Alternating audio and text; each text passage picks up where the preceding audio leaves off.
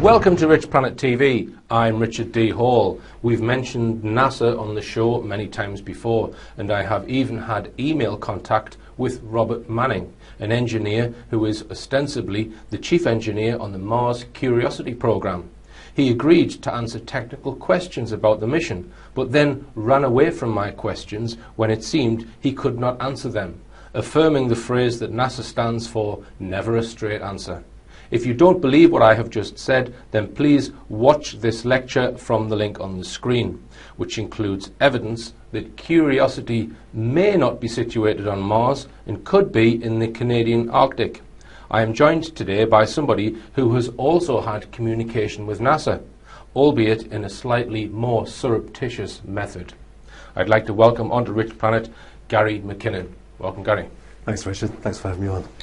All right, then. I think a large number of my viewers will know who you are already and have the outline of your story, which we will go through the basic points of today. Yep. And it started with an interest in UFOs. Can you tell us first, when did your interest in UFOs start? UFOs specifically, well, I was always into stars. Apparently, even when I was 3 years old, I was always asking about the stars and stuff. So I was always looking at the sky from a young age.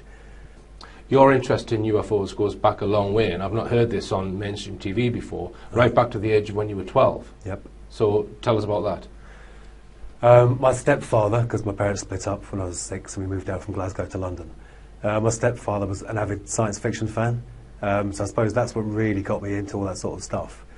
And science fiction, you get interested in aliens and UFOs, and the possibility of life in outer space and contact with other beings is probably one of the most exciting things we can imagine, you know. Mm-hmm. And so I then joined BFORA, the British UFO Research Association, when I was about 12.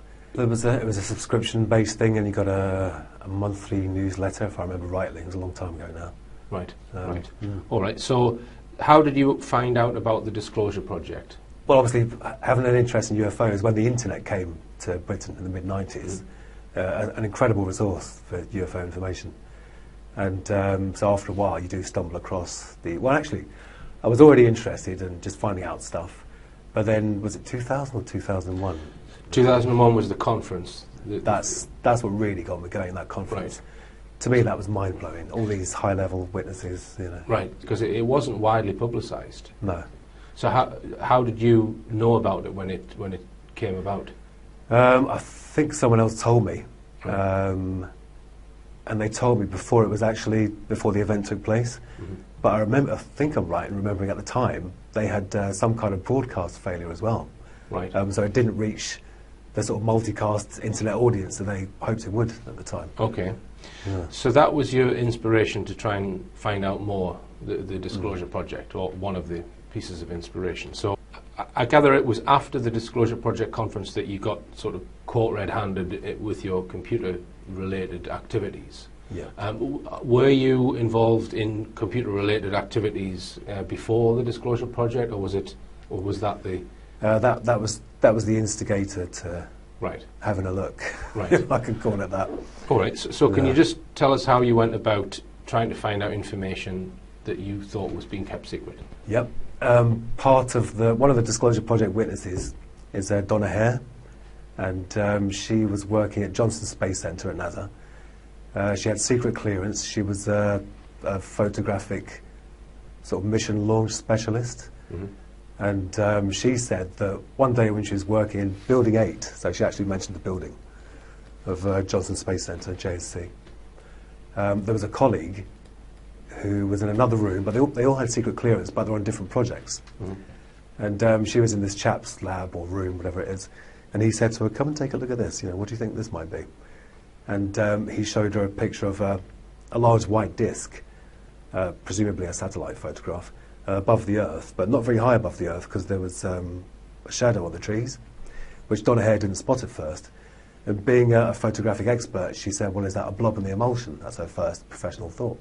And the guy said, "Blobs in the emulsion don't cast circular shadows." And she basically said that he told her his entire lab was to do with airbrushing out UFOs from high-res satellite imagery from NASA because they're so preponderant around the planet. Right, and did you give the name of the building that you was working in? Building 8. Building 8. So, just tell us then technically how you went about trying to access information like that. Yeah.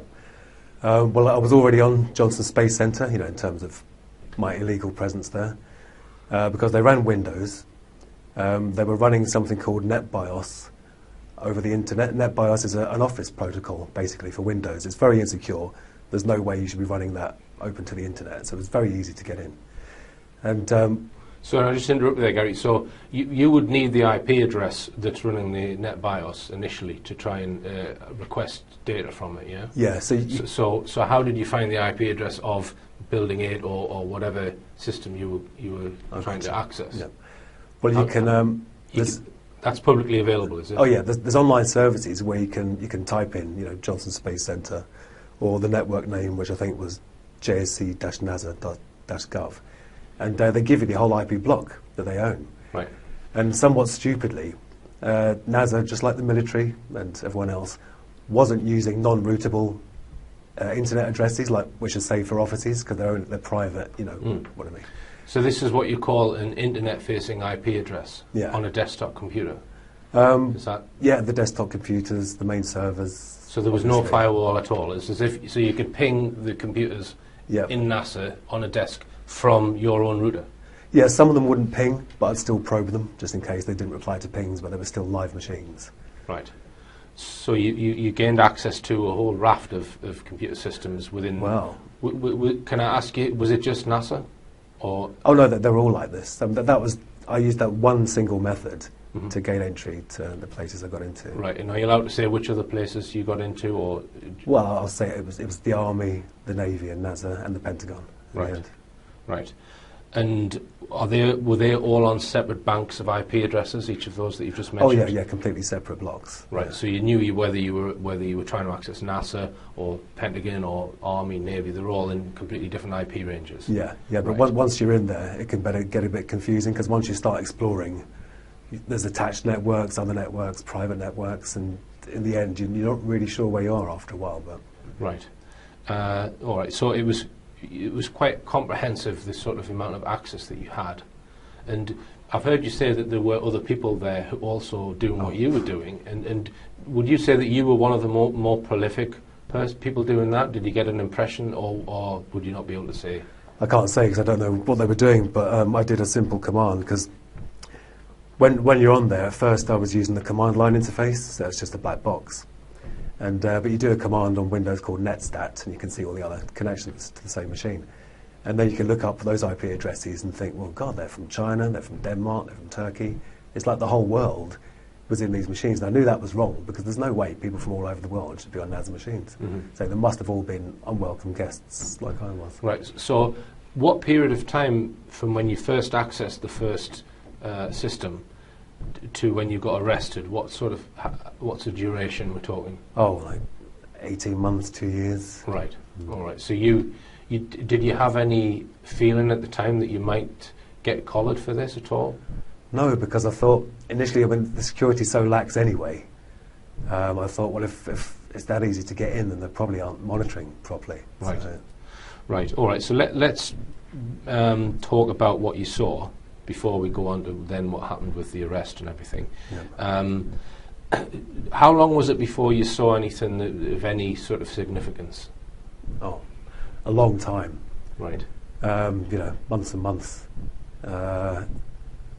So did you not get bored with it, or was it always keeping your fascination with what kept you going back if you didn't get anything for months and months? Oh, the promise of possibly finding something. Right. And the fact it was so easy, and I thought at some point this is going to close the store, they'll stop running NetBIOS over the internet, right, and you won't be able to find blank passwords so easily. Right. And every time you were in communicating with a particular online IP address, would you always know which building you were accessing the computers from? No, not at all. Not the physical building. Right. No. Right. All right. So just tell us when you got your first hit, if you like, as regards actually seeing something interesting. The first thing was documentation. I used a program called Land Search, I think, that once you had control over the domain, because you'd get control of domain controllers, so you own the whole network, basically. And Land Search could actually search all the files and folders on every machine. And obviously it's hard because things aren't going to be called secret UFO data.pdf, are they? So, but I'd scan and look for documents, etc., etc. And I found an Excel spreadsheet that was actually called, or at least in the heading of the column, it said non-terrestrial officers. And I was like, my bloody God, that's just non-terrestrial officers. Non-terrestrial officers with ranks and names, and then a separate sheet with tabs for material transfer between ships. And these were, I mean, I don't remember the names now. It's a long time ago. A lot of people give me a hard time for not remembering the names and stuff, but it was a long time ago. Right. But non-terrestrial officers thought, well, it must be, let's try and cut out all the possible conventional explanations first. I searched for that term. It was nowhere. It was nowhere at all. Now if you search for the term, you only find links to me and stuff that I've said. Right, I see. So it wasn't a standard thing in the military at all. Right. So I took that to be, they must have a secret space-based... So the non-terrestrial officers, what, it couldn't be astronauts? It could be. I mean, that's the thing. It's up to you how you interpret that, isn't it? Right. But these ships were called USS whatever and USS whatever. So they started with USS? Yeah, so that implies Navy, and I think the Navy do a lot of space stuff, right. The US Navy. And how many officers' names would you estimate were listed, and how many ships were listed? Probably, oh God. I think there was probably one screen full of officers' names, so what's that, 25 rows on an Excel spreadsheet? And these were low resolution days as well, so you're talking about 800 by 600 screens, not very big. But the ships was probably, I don't know, a third of the spreadsheet. So estimate how many different ship names you saw? Oh God, maybe 8, 10. 8 or 10. Yeah. And am I right in thinking that you then tried to search for those specific names? Oh yeah. Right, and didn't find a thing. Right, so you think that they could be classified... Not the names of the people, the names of the ships. Yeah, but they could be classified secret or top secret names of some sort of craft or ship. Yeah, obviously not public. Right. So. All right, Gary, well, we'll continue this after the break.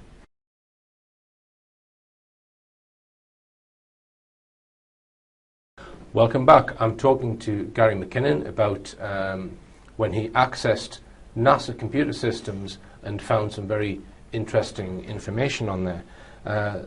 I've given lectures, Gary, about the TR-3B, and in those lectures, this is an alleged secret aircraft, and in those lectures I've sort of put forward the case that it's not really NASA that's possibly designed that technology, that it's maybe some secret part of the Air Force and the NSA that is controlling the information. This comes from Edgar Fouché, whistleblower. Right. And that NASA are, or at least publicly, predominantly put on display rockets. I don't think there's anything more advanced propulsion-wise than a rocket. So, what are your feelings on that? What do you the fact that you've been into a NASA establishment systems and you're finding non-terrestrial officers? So I'm putting the question: don't you think there would be somewhere else like the NSA? Well, the non-terrestrial officers, I think, was on a Navy system. Right. Did I say that earlier? I think I did. Oh, that wasn't in NASA. No, that was on a Navy system. Right, I see. If I remember rightly, I'm pretty sure. Yeah. Right. Okay. So the non-terrestrial officers spreadsheet, that wasn't in a NASA building, you don't think? No. All right. That was in a Navy. Yeah. Right. Okay. And in the actual ships as well, you mentioned there was names of ships. That was Navy as well. Yeah. So the that spreadsheet. Right. So that wasn't in a NASA folder in Building 8 in. No. Right. No. I see. All right. So that could explain the question that I've just asked there. So just to stay on this sidetrack, what are your feelings on the Apollo missions? Do you buy into we never went to the moon, or do you have a strong position, or are you open-minded? What's your... I think when you think about things like the Van Allen belts and the radiation, and the film on the cameras, the battery on the module, there's a lot of solid scientific reasons why it was impossible with the technology back then. Right. All right. Well, even the computer power back then makes me slightly suspect. Right. All right. Well, you've answered that question. So you mentioned Donna Hare before, whose colleague was involved in airbrushing UFOs out of NASA images, and this allegedly took place in Building 8 at the Johnson Space Centre? That's right. Right. Yeah. So you accessed computer systems there. Tell me what you found. Because Donna Hare had said it was Building 8, when you're in the command line interface and you type in netstat, Windows has a function where when you list all the machines on the network, there's a comment field, and NASA had used a comment field for standard computer audit information that said this isn't building blah, that this is the serial number, etc., etc. So finding Building 8 was surprisingly easy, And so then I scanned that subnet, so I think it was only 255 machines on the subnet for Building 8. And there they were, all these machines with blank administrator passwords. It was as if when they built the network, they'd used an image and blatted out the image to every machine, because every single machine had a blank administrator password. An administrator gives you full control, so it was ridiculous. In Building 8 at Johnson Space Centre, I found out there were folders called raw and filtered, or processed and unprocessed, and these files were like 200 odd megabytes, 250 megabytes. They were in a proprietary NASA format, and this is in the days of 56k dial-up, so you couldn't download them in like 5 minutes. And I wanted to get on there, find out what I could, and get out quickly. And so I had remote control of the desktop using a program called Remotely Anywhere. And so if you double-clicked on an image, their proprietary software came up, and the image was there. But it wasn't there like that, because it's a slow connection. I turned it down to, I think, 2-bit or 4-bit colour. I can't remember if it was monochrome or just 4-bit colour. And it started, juddering down the screen. I think Remotely Anywhere was a Java app at the time. And I only got to see about half or 2/3 of it or something. But it was a hemisphere of a planet, which I assume was Earth, because it was blue and it was cloudy. And but it was a classic cigar shape, with no seams, no rivets, no sort of workmanship on the outside. But it did have one sort of human-looking thing, which was the sort of geodesic domes that you see at Menwith Hell. Above and below, to the left and the right, and one on its nose, and I assume, one on this side, and I assume one on the other side as well. So I mean, some people say that could have been man-made because of that geodesic dome feature. But the fact of it all flowed in. There was no, there's the tube, and there's a socket for the dome. It was all a flowing, But that's when I saw someone else, the mouse moved, right-clicked on the LAN icon, disconnect, and boom, that was gone. When you saw that particular image, did that then lead to your arrest? Yeah, because when they disconnected me, they obviously got my IP address, because I was doing a direct connection, foolishly, at that time, because I was getting lazy or cavalier. And it was NASA that contacted BT and about the IP address. Then you get the client's address through the police, UK police. So that's what got me caught. Right. Yeah. So that then started. How many years was the legal battle going on? Nearly 11 years, from March 2002 till October 2012. So the first you found out about it was you got a knock at the door. Yeah. So just explain what happened on that day. Crikey. I'd stopped doing the hacking, if you can call it that, blank password phishing. And I think I'd been playing this PC game called Galactic Civilizations all night till about 3 o'clock. So I'd only been asleep for a few hours. And next thing I know, there's someone saying, Gary McKinnon, and following me. And I woke up to find a detective, whatever he was, from the National High-Tech Crime Unit, saying you're under arrest for, well, I assume he said hacking into NASA. I can't really remember now. But right, and so did they take you away from your home then? No, the first thing they did was a massive search. They searched my girlfriend, they searched me, they searched the house, they took away the computers, not just the hard drives, they took away all the computers. I was fixing computers for people as well, they took away all of those. Yeah. Right, so did they give you them back? Oh yeah, after a long time. I got back my friends' machines and clients' machines that I was fixing. I got them back within a few months. But I only got my... Oh no, they never gave me back my hard drives because they had evidence on them. Right, so you never got them back? No, because I didn't get time to get a copy of the image, but I got a copy of the non-terrestrial officer spreadsheet, which was on my hard drive, which was encrypted. But I stupidly told them the password. I just fessed up to everything when I got caught. Because they said, oh, you'll only get 6 months, or probably not even that, you'll get community service, you'll be fine. So that spreadsheet that we discussed earlier was on the hard drive that was confiscated from you, and you've never seen it again? No, I'm still trying to get it back. Right, so, which is why you can't remember the names, because you thought you had it stored on your hard drive, right? All right, so as you said, initially they said to you, oh, you'll get some community service or something like this. So why did that then turn into an extradition request and a threat for 60 or 70 years in prison? How did that progress from up the chain? Well, what happened, the NHTCU officers went to Washington, and when they came back from Washington, they'd obviously been extremely impressed by talking to the top brass over there, who'd obviously said, yes, it's a very serious case, he's a very dangerous man. Just like this is the Americans said this? Yeah. Right. Yeah. Well, I'm assuming, because the officers came back with a completely different attitude. No longer was it 6 months or community service, now it was a very serious thing. You know? Right, so they arrested you, they were quite okay with you, confiscated your stuff, then they went out to America to speak to whoever, and then they've come back with a completely different attitude. Yeah, and gave me a second interview. Right.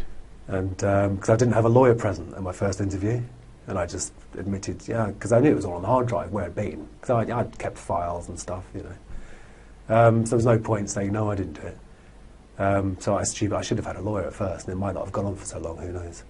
But I had a lawyer at the second interview, and they were trying to get me on conspiracy, saying, oh, we saw some of your ICQ chat logs, and we think you may have been working with other people, which I wasn't. And I said, well, no. But I had chatted to people about what I was doing, but I didn't involve anyone else at all. Right. And it was then they started saying, well, it's very serious, you know, it could be a long jail term, the Americans, you know, really want you bad. There's a lot of pressure from Washington on Downing Street or whatever. And were they trying to twist it and say that you'd actually caused damage, even though you were just maintaining a silent presence? Well, this is the thing, there was, it wasn't until I actually saw the American charge sheet where they listed, you know, all the supposed damage. So I don't think the NHTCU mentioned damage to me at first, but they kept on calling it attacks and targets, and I said, can you please not use that language, because it wasn't an attack. I was in there and I was looking around, but I wasn't attacking, I wasn't vandalising, you know. But in order to get the extradition, do they not have to prove that you've done damage? Can they extradite you just based on the fact that you're looking at stuff? This is the thing, they don't need any proof. They just need the accusation, and they need to get your name and address right, and they can take you over there. Right. As it's happened to countless people since me. Right. So.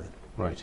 All right. The Americans have come down quite heavy-handed, saying they want you extradited, and the British authorities are going along with that initially. Is that right? Well, no, because the initial arrest was March 2002, and the full ratified extradition request didn't come through till 2005, because our laws.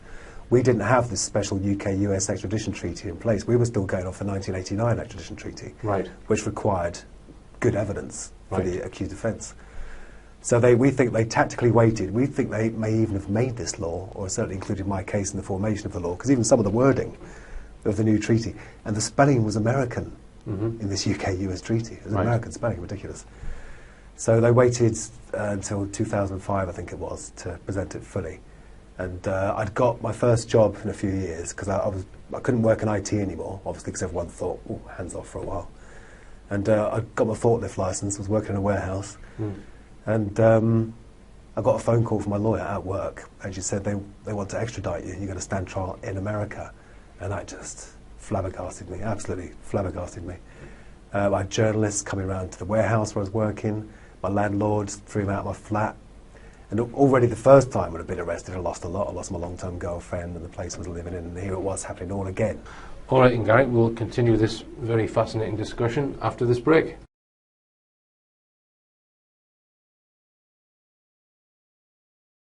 Welcome back. I'm talking to Gary Mckinnon about the fact that he accessed NASA computers and other defence establishment computers in America and witnessed some very interesting information. When did the mainstream media get hold of it for the very first time?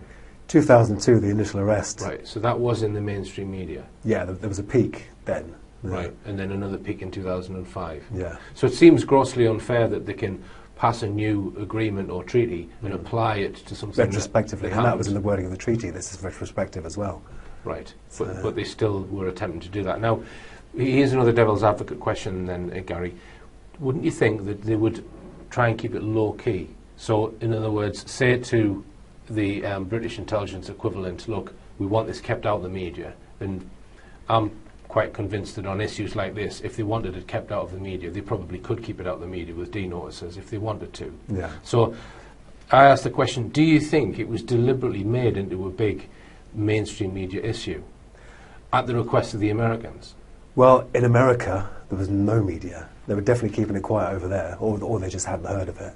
Right. But there was almost zero coverage in America. Because here's another possibility, and again, I'm just exploring it as a possibility that they've looked at what you've seen, they've thought, okay, it's not massively damaging, so let's let it out into the media as a, not a diversion, but as a, look over here, we've got other stuff over there. Do you see what I mean? So yeah, well, no, you're right, because also you have to remember at that time, that was, you know, long before Anonymous and all that. That was the growth of hacking, big time, starting in the UK anyway.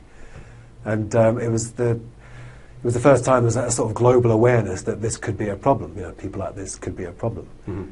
And so I think that there may have been the idea that, well, if we get this one guy and do a great big show trial and make sure everyone knows about it, that'll scare off every other possible person in the future. So yeah, it allows them to be more draconian with their legislation, maybe, by trumpeting one case and making an example of it, rather than making an example of you because you found something sensitive. Yeah.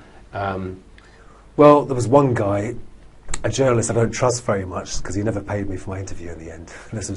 I was on the dole, and he said, "Oh, I'll give you 200 quid, you tell me all about your story." Blah, blah, blah. I won't mention his name because it could be libel. But he said that he'd gone over there and interviewed the top brass, and they said that the main thing was embarrassment. But I don't actually believe that. I don't trust that journalist. But one journalist did say that. Right. And other than that, have you got had any other clues as to the reason? That's the only thing you've had.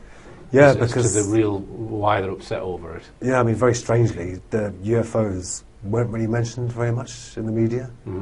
I mean, I did end up being called the UFO hacker, which is good because the Americans were trying to get me called the 9/11 hacker, because it was, you know, they say before, during, and shortly after 9/11, he was hacking into our security, you know, as if I don't know, as if not that I had something to do with it, but as just that emotional attachment. They use 9/11, even to this day, they use 9/11 to bring emotions out. And, Now, you've done quite a lot of media interviews, Gary. One of them was the Richard and Judy show.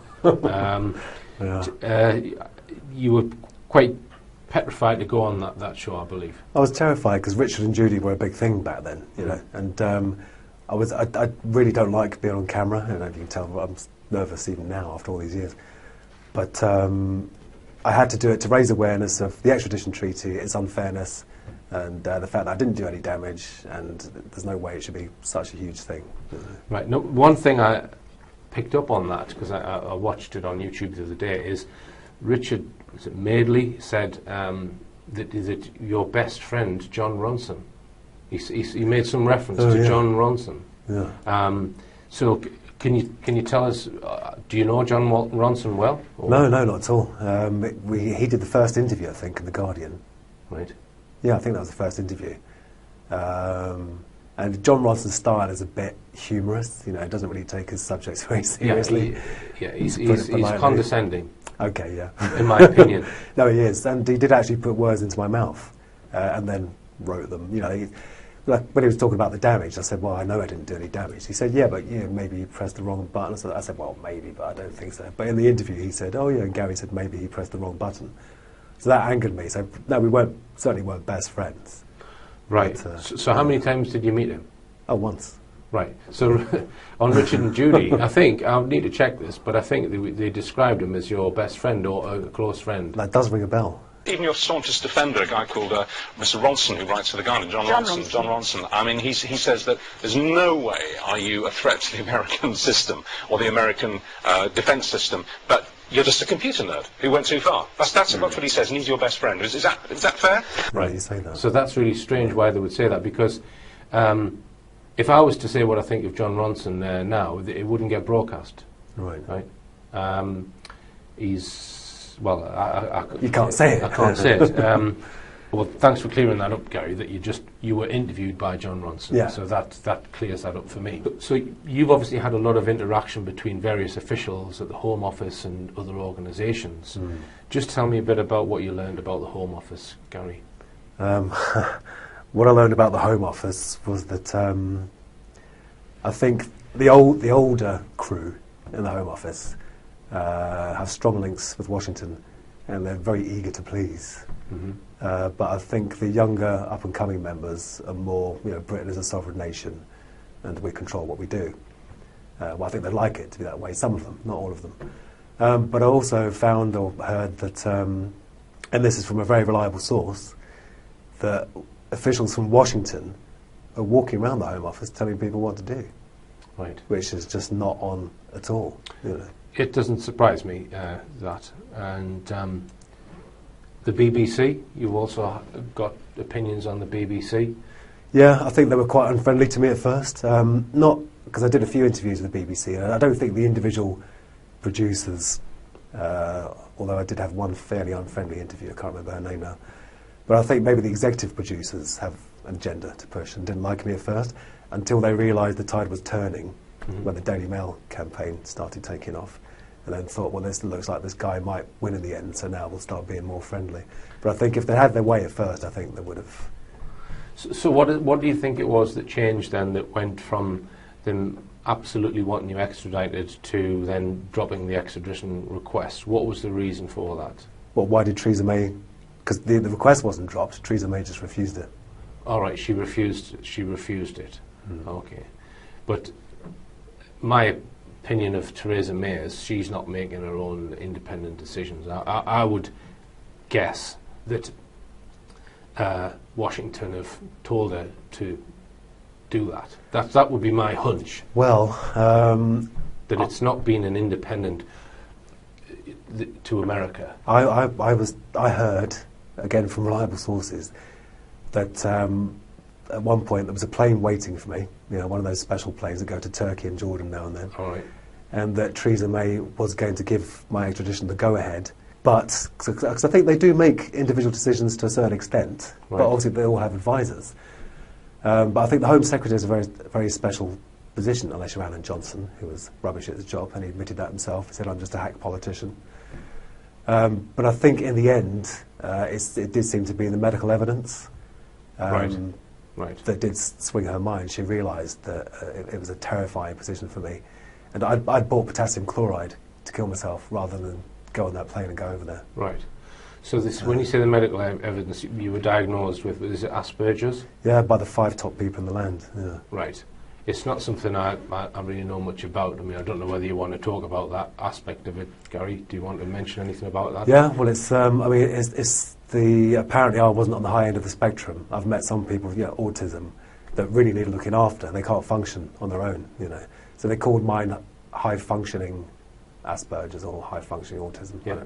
Gary did get the wrong train when he came here. I did. I'm not bad in I'm not good in the 3D world. But just in the virtual world. Yeah, that's better. Yeah. But it's that they said the signature of my Asperger's is my extreme interest in justice and fairness and truth. Right. And apparently a lot of us have that in common, and we will work for hours and hours and hours and hours and hours, to find the truth. Maybe I should get myself checked out. Right. Or maybe not. Yeah. To me, the most interesting part is the list of non-terrestrial officers and possible undisclosed ships. Were any mainstream journalists interested in that? No, I mean, they all, after the first interview, they read that and they see, okay, we can ask him about this and that, but they don't go into it like you do. They don't drill down on the detail. Right. They just say, so you were looking for UFOs and you found this, and then they gloss over it. Right. There was no deep interest, really. Right. And I apologise to any interviewers that did ask me, because it's so long ago now, I can't remember. Okay. Right, thank you then, Gary. We're going to go for another break, and we'll continue after this.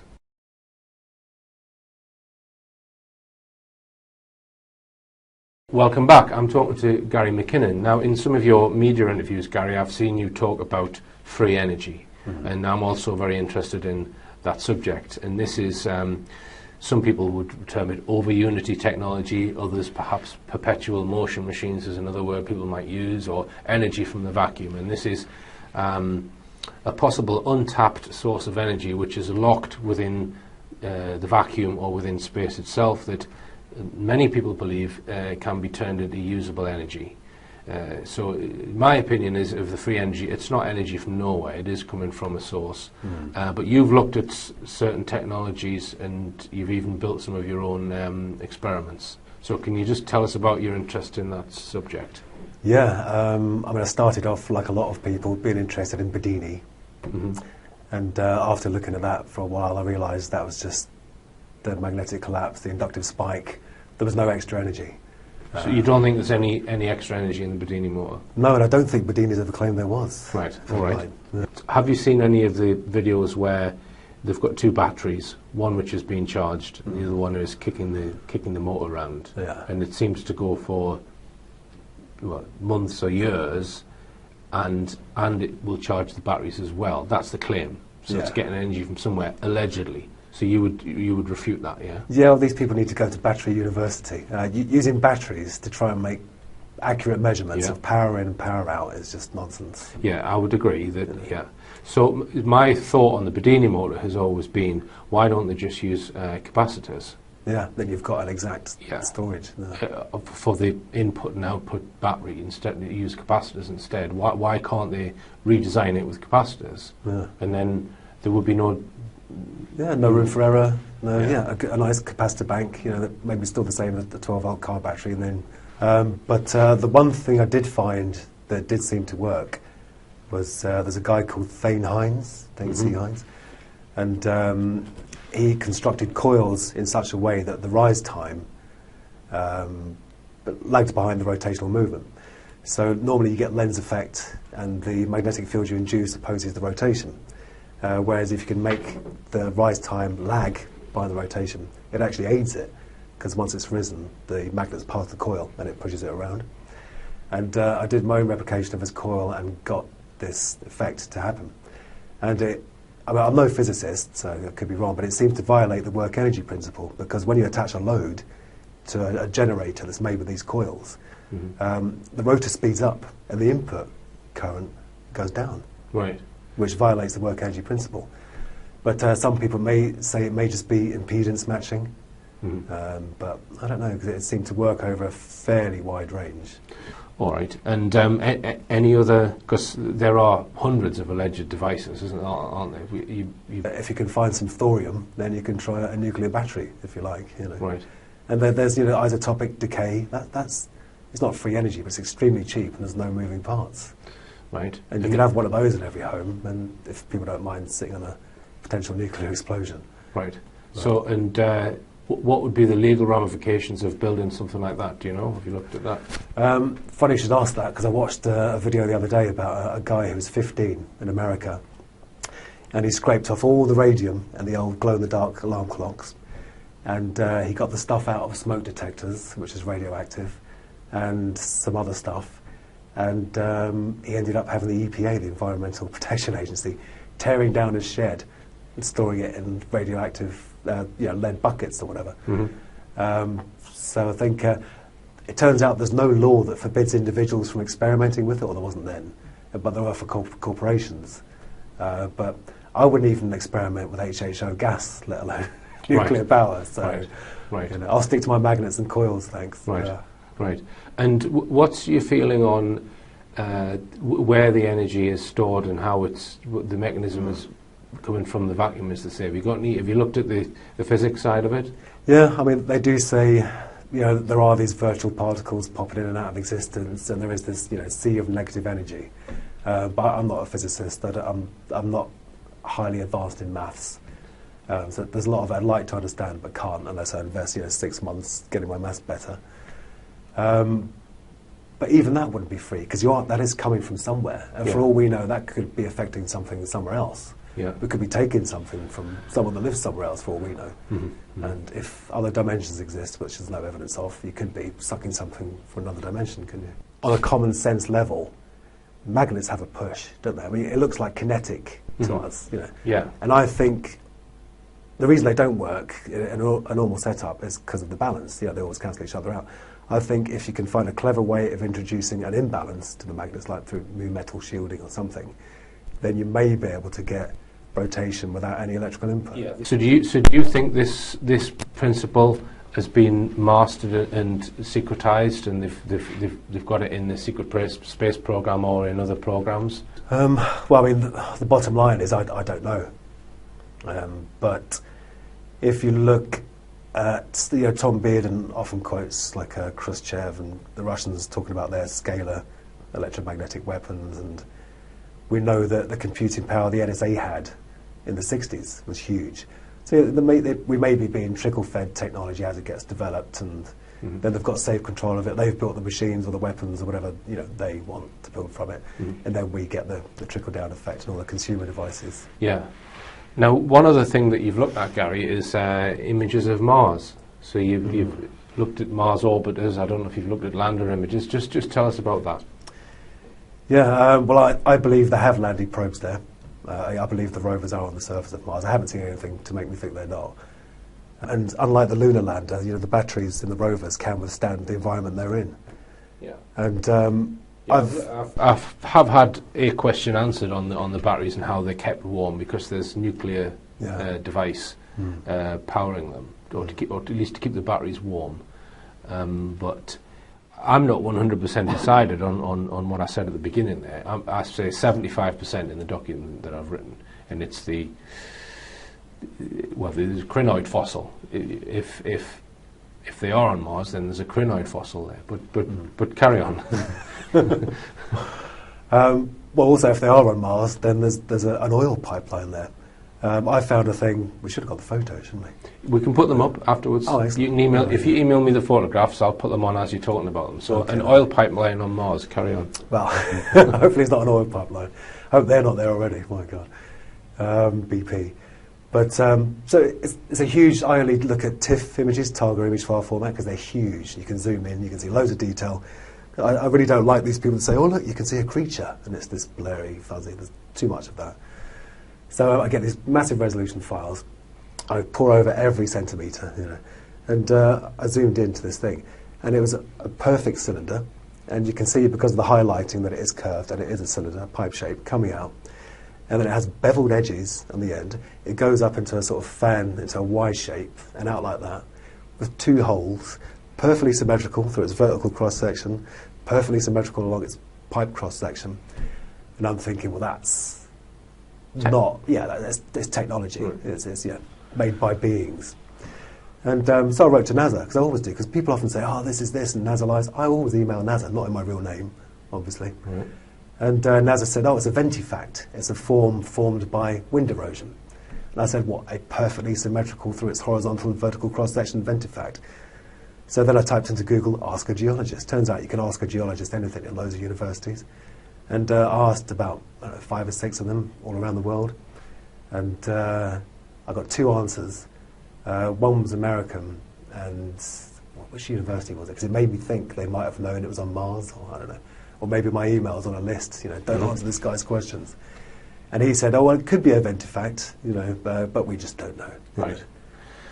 So was this a Mars orbiter image? No, this is a rover. This is a rover image. Yeah. Right, okay. Interesting. Well, I'm not aware of the image you're talking about, but we can put that on the screen, and I'll certainly study it. I know that Andrew Johnson has pointed out various anomalies in the orbiter images. One that he thinks is some sort of dome within a crater that he thinks is, or suggests is man-made. There's a few of them. Or not natural. There's a huge golf ball dome in one of them. And there's one, I mean, the surface of Mars is incredible anyway. It's so alien looking, assuming these are real pictures of Mars, which I do. I don't poo-poo the idea that maybe there are orbiters around Mars. I don't know if you watched my lecture on it, on the actual rovers.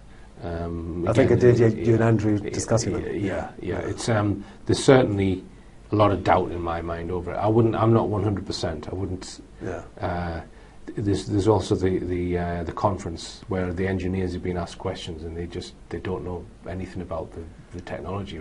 That's what it comes across to me. But anyway, I guess I wouldn't put my life on it. And it's the same with the moon landings as well. Yeah. I'm not. We mentioned that earlier. You said that so some of the technology seems dubious and doubtful. And some of the hazards, how could we have got past them? Yeah. So, yeah. Right. So you don't think that man walked on the moon? no, I don't think man even got to the moon and orbited it. Right. Simply because of the radiation, the Van Allen belts. Right. And I don't think the film could have survived the intense radiation from the sun. No atmosphere to shield it, no magnetosphere to shield it. I don't think you could take photos on the moon with the Hasselblads they had then anyway. So assuming that the Apollo was a hoax, it means that you can't really trust anything coming out of NASA, does it? Well, the National Association of Space Actors. So you are going on filtered information, even when you're talking about these. Yeah. We're going on what they've given us, aren't we? Yeah. Not that I'm trying to poo-poo that there's a gas Oh pipeline yeah, no, but you're right. Mars. It's a weird situation because I'm saying, assuming that these are real, I think those objects are man-made. So it's kind of topsy-turvy. All right, and Gary, it's been fascinating talking to you, and they have allowed you to start using computers again, and so you're working in the field of computers, and you're also self-employed, which is good news. Yeah, good to be working again.